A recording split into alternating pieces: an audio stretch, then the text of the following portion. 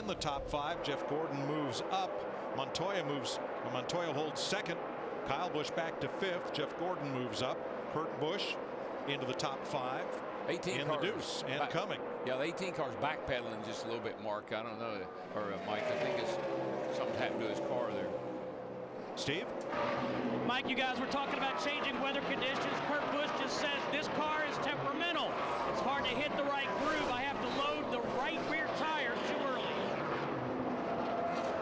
And that's something that obviously Steve Addington and that group, they're going to have to start attacking, because we're getting to the part of the race, even though it's early, where you almost anticipate, well, maybe we'll get into those long runs that I talked about in the FedEx Understanding the Race.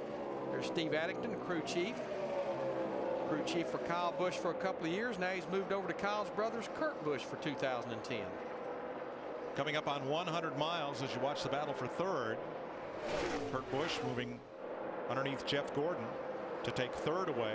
In the garage, Robbie Gordon and David Reagan. Nice work. With crash damage. Michael McDowell has parked the 55. Dave Blaney the 66. Joe Nemechek the 87. Carl Edwards also in the garage with crash damage. A little bit too tight when I want to pick up the throttle in the middle, a little loose off.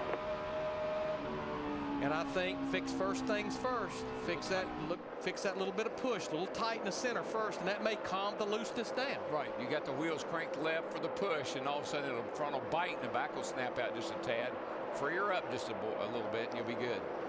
I believe one of the fastest cars on the long run, though, is that car on the left we're seeing right there, Denny Hamlin at 11. We saw it in that last long run that we had. We're seeing it again in this one. And on the right, Jamie Mack trying to take 14th from Ryan Newman and A.J. Allmendinger right in the middle of that battle in the 43.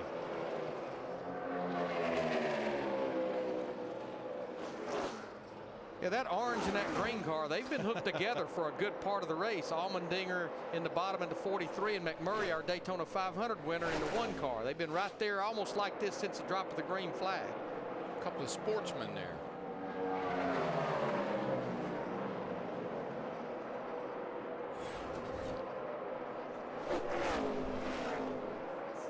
And Allmendinger makes the pass. The ex-kart champ car, open wheel star.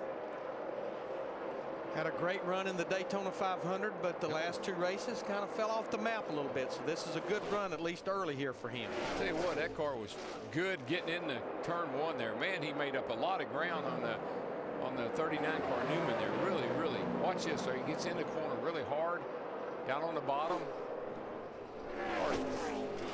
And that kind of arrests Newman's forward progress at about 14th position. And I'm right back in rhythm here, lap 70. When you got a car that'll still work down there, you know, we talk about the multiple grooves. You see 3 different grooves right there with Allmendinger and McMurray and Newman. When your car will work down there and it will stick and you can move forward, it's a pretty good race car.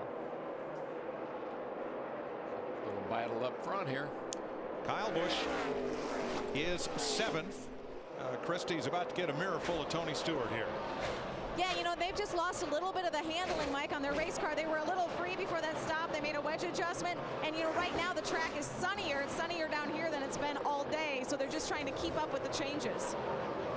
And I think they're going to be faced with this all day long, sun in, sun out, just like they were talking a while ago. Stewart started in the back due to an engine change. He's up to 7th. Yeah, what they did yesterday when they went to check the valve lash on that 14 cars, we got a little battle here between Kurt Busch and the 2 who used Boris Said as a pick. That's a battle for 4th. Denny's going to go right to the bottom. But when they checked the valve lash on that 14 car, they saw it had opened up. They decided to change the engine, but immediately they went over there and started checking the engine on that teammate. Ryan Newman, the 39, decided to change it. Side by side for third, 2nd place Montoya just ahead of them.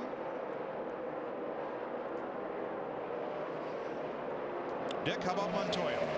Well, Mike, before the last round of pit stops, the crew was telling Montoya what a good car he had, telling him his lap times were faster than anybody else.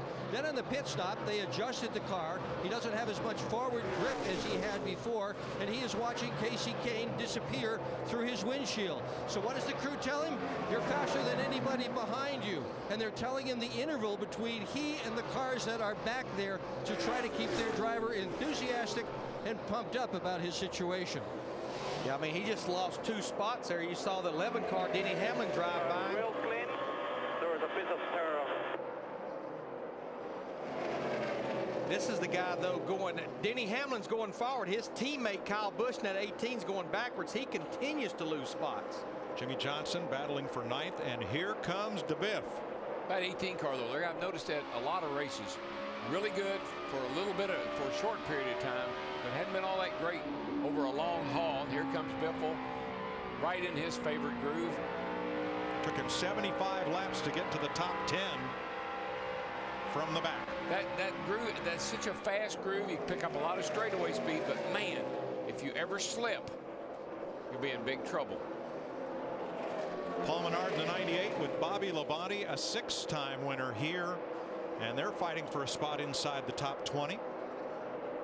But I think we're really starting to see some comers and goers. This is a longer green run than we had the last time, and we're starting to see a lot of guys really lose a handle on these race cars. And now we're starting to see who really is strong on the long run, like that 11 car, and like Kasey Kahne, our leader. I like that car right there. It's strong on all the run. What do you think of for pit stops, Larry? 10 more laps or so? I would say about 15. Okay, we'll be back.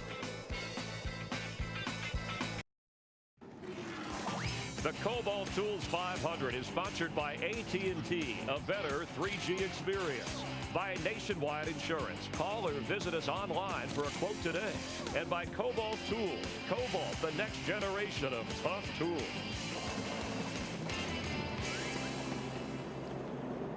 Caution is out for the 4th time today for debris in turn number 2, likely from when Clint Boyer, trying to keep from going a lap down to the number 9 of Kasey Kahne, got up and into the wall and then gave Kahne an anxious moment that took away some of his 5-second lead. The caution flag took away the rest. So we are under caution. Boyer gets the free pass. Pit road is open. And Matt. The Bud guy's up on the wall waiting for Kasey Kahne. Kenny Francis told Kasey, stop short in your box once again, because the 48 of Johnson will probably stop short in his. Slight air pressure change on the right front. The car just a little tight early in the run. Nick? Juan Pablo Montoya had slid back to the 4th position. They are adjusting the chassis to try to give him better forward bite. No one in front of him. He's got an easy out, Krista. The 11, good on the long runs. They're putting air back in the right front. Steve? Kurt Busch says he's good, not great. I'm tight getting in, loose off. They've dropped the air pressure of both front tires for Kurt Busch. And it's Busch that leads them off pit road. Now, where was his brother Kyle? While we were away, Kyle had made a pit stop under green and came back out. So likely he'll take the wave around.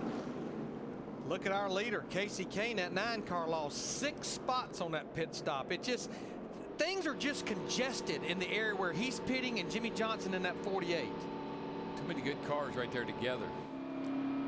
Let's get downstairs to Chris Myers and Jeff Hammond for an AT&T race break. Thanks, Mike. Kasey Kahne won at Atlanta over the Labor Day weekend. He has dominated here, Jeff, in the last win for a Petty Ford all the way back in 1969 at Martinsville.